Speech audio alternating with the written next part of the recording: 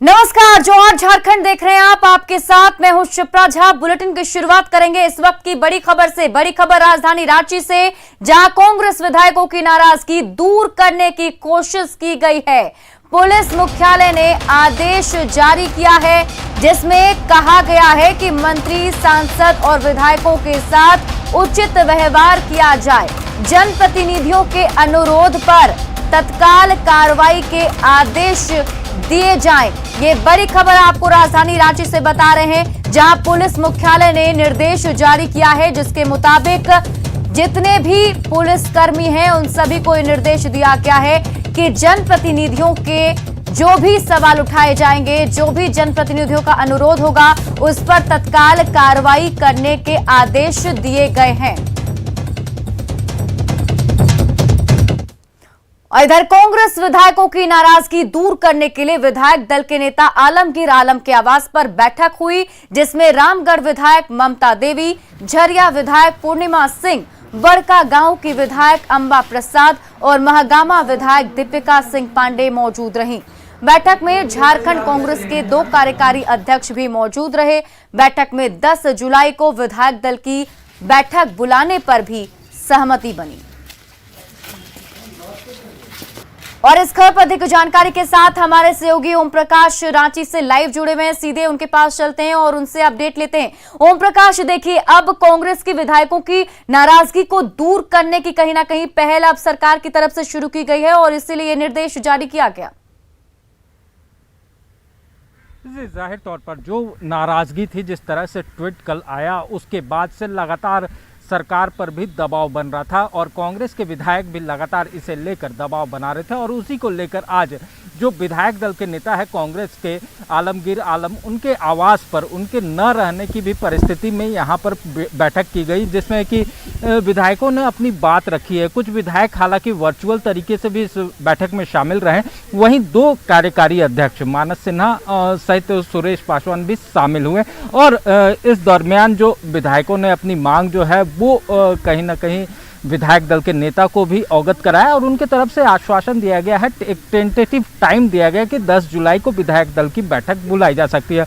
और इस कहीं ना कहीं जो ग्रीवांसेस हैं, उन ग्रीवांसेस को जो विधायक हैं कांग्रेस के वो रखना चाह रहे हैं और इसी वजह से विधायक दल की बैठक बुलाई गई है। हमारे साथ इस वक्त कार्यकारी अध्यक्ष भी हैं मानस सिन्हा, उनसे भी जुड़ते हैं और जानने की कोशिश करते हैं कि आखिर बैठक में किस तरह की ग्रीवांसेस की बातें जो की जा रही थी। इन लोगों के द्वारा भी कहा गया कि कई ग्रीवांसेस है, संगठन में इनकी बात नहीं सुनी जा रही, क्या कुछ रहा? देखिए, विधायक जो आए वो अपना बात विधायक दल, जो हमारे विधायक दल के नेता हैं आदरणीय आलमगीर साहब, उनको बताएंगे, तो वो यहाँ थे नहीं। इसलिए ये डिसाइड हुआ कि आने वाले 10 जुलाई को विधायक दल की बैठक होगी और इनका जो भी ग्रीवांसेस होगा, जो हमारे जो 18 विधायक हैं, उनका जो भी ग्रीवांसेस होगा वो विधायक दल की मीटिंग में डिस्कस किया जाएगा। अगर बात किया जाए तो संगठन के स्तर से भी इन लोगों ने कई सवाल उठाए थे। कहा था कि संगठन स्तर पर भी जो कुछ इनके ग्रीवांसेस हैं उन पर ध्यान नहीं दिया जाता। क्या कुछ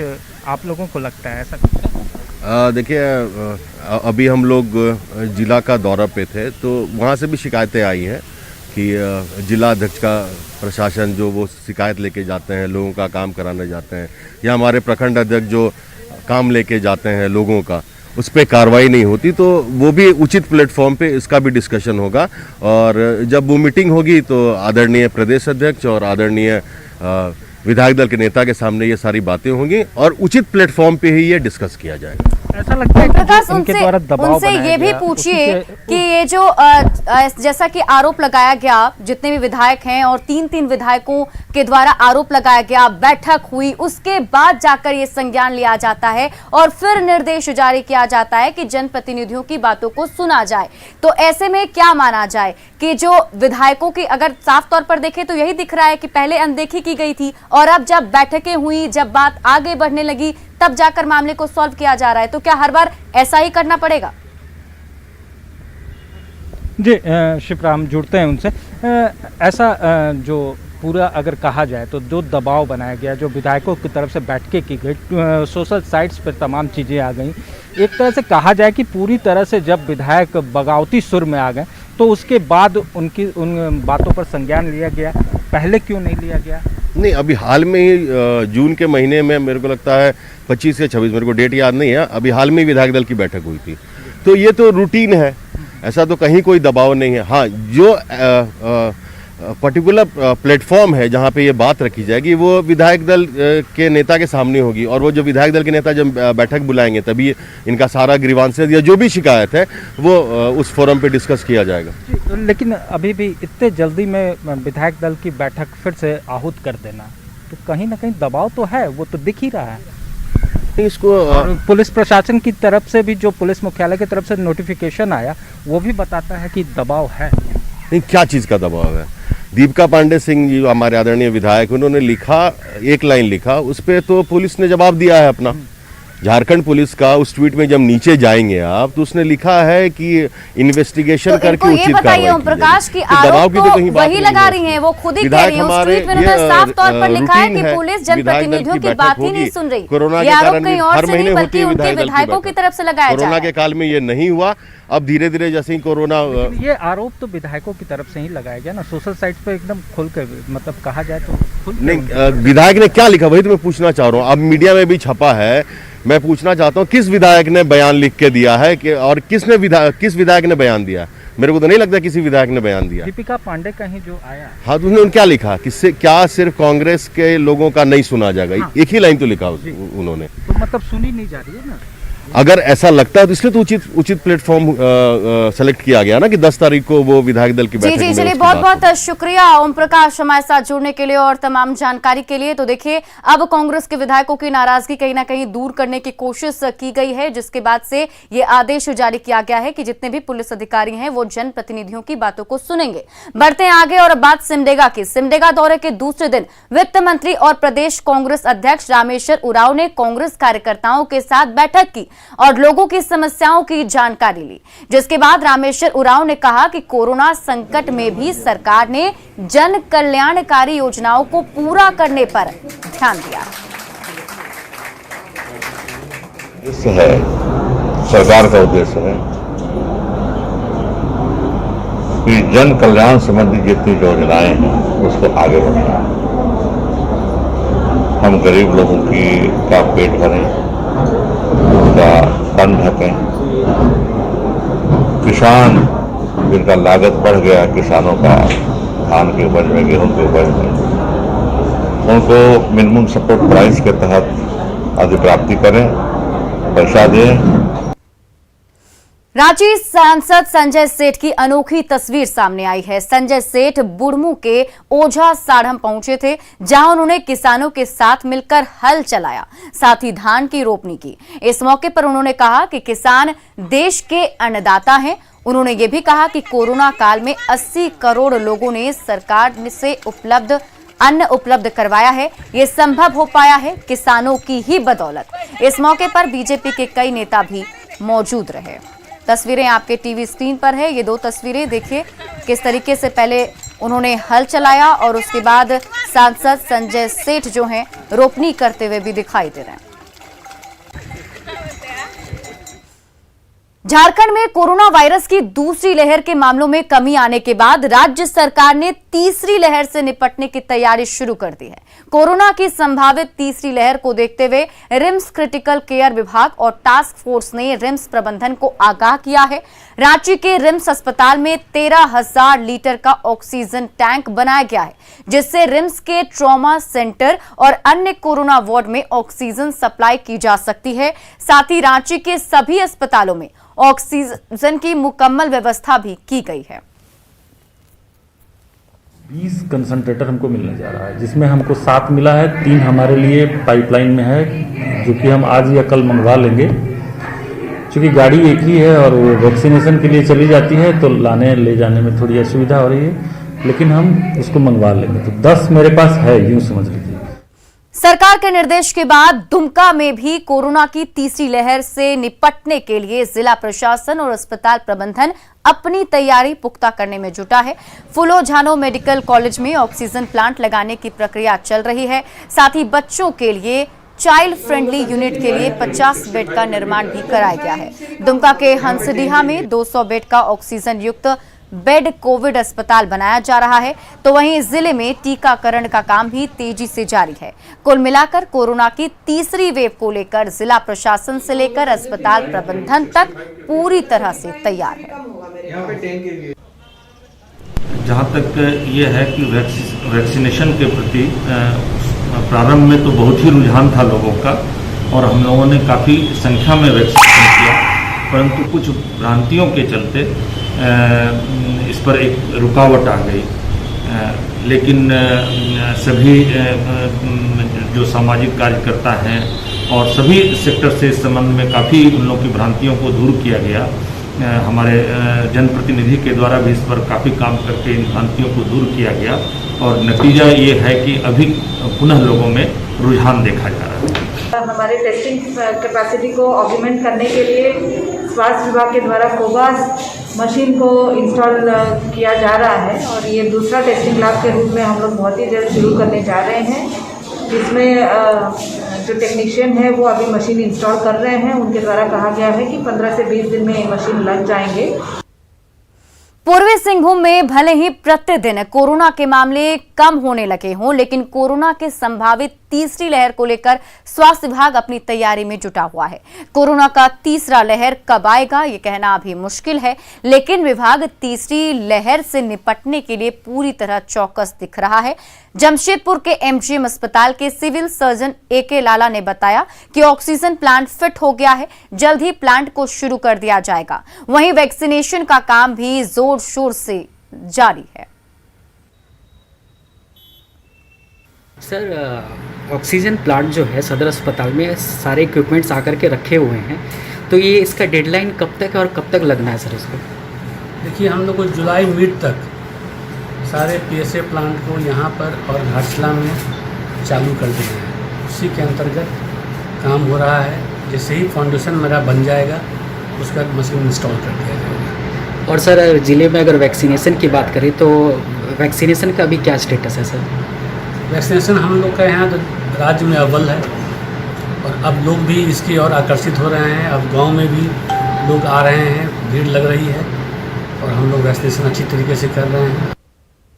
कोरोना की तीसरी वेव को लेकर स्वास्थ्य विभाग ने बोकारो सदर अस्पताल के साथ साथ सभी निजी अस्पतालों को तैयार रहने का निर्देश जारी किया। वहीं पेंटरवार स्वास्थ्य केंद्र में ऑक्सीजन प्लांट लगाने की तैयारी की जा रही है, लेकिन फिलहाल अभी तक कहीं भी ऑक्सीजन प्लांट नहीं लगाया जा सका है। सदर अस्पताल के प्रबंधक पवन श्रीवास्तव का कहना है कि सदर अस्पताल के बगल में ऑक्सीजन प्लांट स्थापित किया जा रहा है, जिसके लिए जगह आवंटित कर दिया गया है। वहीं बोकारो सदर अस्पताल के उपाधीक्षक डॉक्टर NP सिंह ने बताया कि कोविड-19 के तीसरे वेव को लेकर बोकारो सदर अस्पताल पूरी तरह से तैयार है। बच्चों के लिए ऑक्सीजन युक्त बेड तैयार किया जा चुका है। ये ऑक्सीजन प्लांट यहाँ पे सारा हम लोग चिन्हित किए हुए हैं। इस जगह एरिया में बनेगा प्लांट और अंदर सारा पाइपलाइन का काम हो चुका है। पाइपलाइन सारी जगह बिछ गया है, जहाँ जहाँ हम लोग को ऑक्सीजन सप्लाई देना है। यहाँ प्लांट लगते ही सब कनेक्शन लग जाएगा, फिर सारा हमारा चालू हो जाएगा। कितने दिन में होने की उम्मीद है? ये समय तो सीमा मतलब बहुत अर्जेंट दिया गया है कि भाई 15 दिन में तैयार करना है, लेकिन हमें लगता है 1 महीना कम से कम लग जाएगा।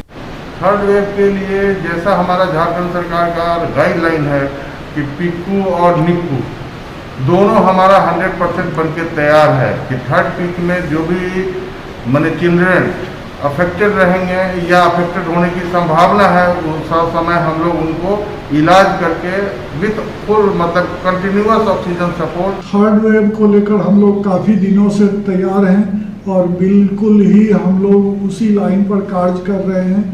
दो तरफा कार्य कर रहे हैं। एक तो जो हमारा हॉस्पिटल है और इंफ्रास्ट्रक्चर है उसको इस लायक बना रहे हैं कि अगर संभावित थर्ड लहर आवे तो किसी भी पेशेंट को ऑक्सीजन की दिक्कत ना हो, बेड की दिक्कत ना हो और ICU की दिक्कत ना हो। जमशेदपुर के साथ पूरे झारखंड में वीकेंड लॉकडाउन है, जो कल सुबह 6 बजे तक जारी रहेगा। जमशेदपुर में आज सड़कों पर बहुत ही कम भीड़ दिखी। सड़कों पर पुलिस और प्रशासन की तैनाती पूरी तरह से नजर आई। वहीं दूध और दवा दुकान को छोड़कर आज सब कुछ बंद है। अधिक जानकारी दे रहे हैं हमारे सहयोगी अभिनव कुमार। मैं खड़ा हूं साक्षी गोलचक्कर के पास। स्वास्थ्य सुरक्षा सप्ताह के अंतर्गत जमशेदपुर सहित पूरे झारखंड में आज वीकेंड लॉकडाउन है। आइए जायज़ा लेते हैं सड़कों का क्या हाल है।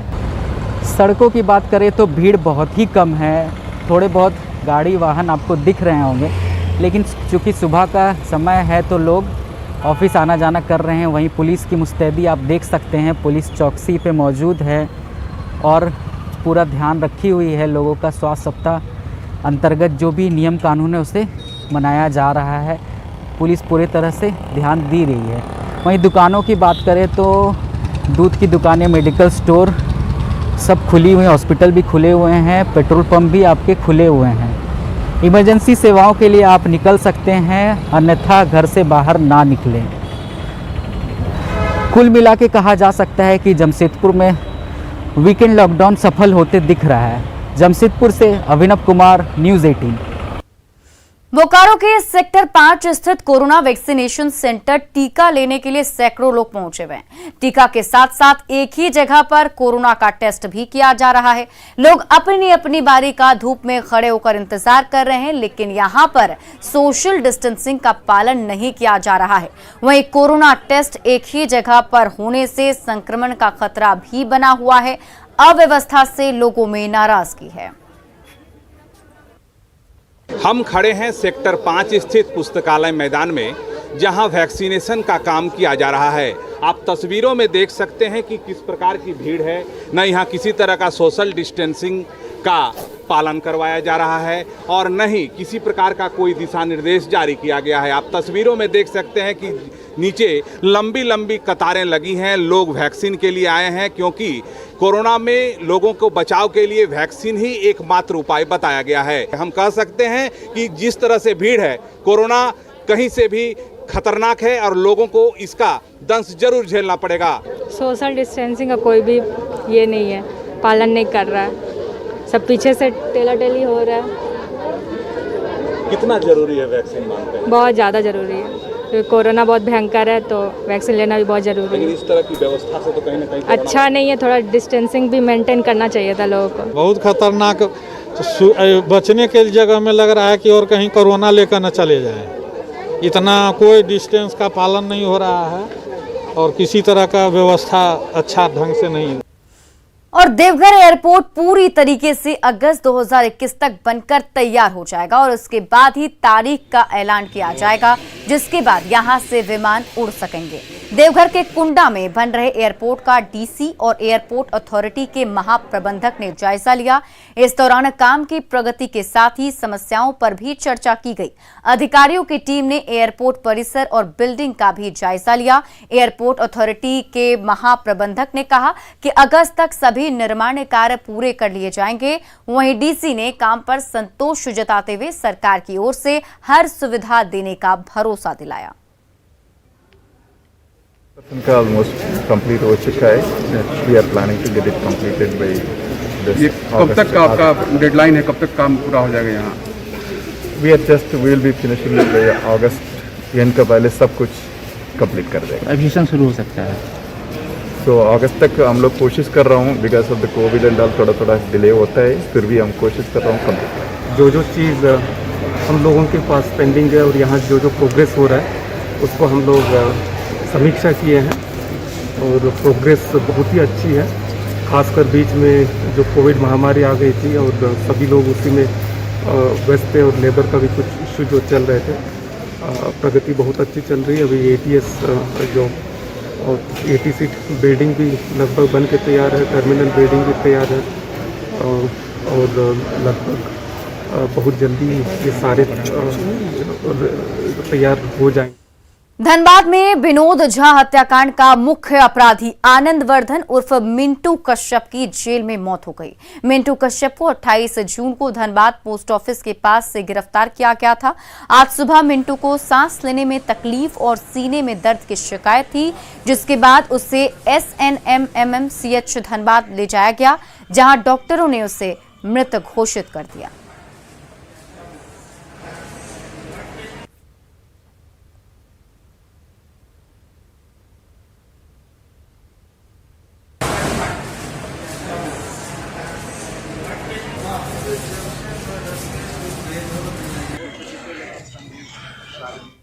और चलिए अब देखते हैं झारखंड 20।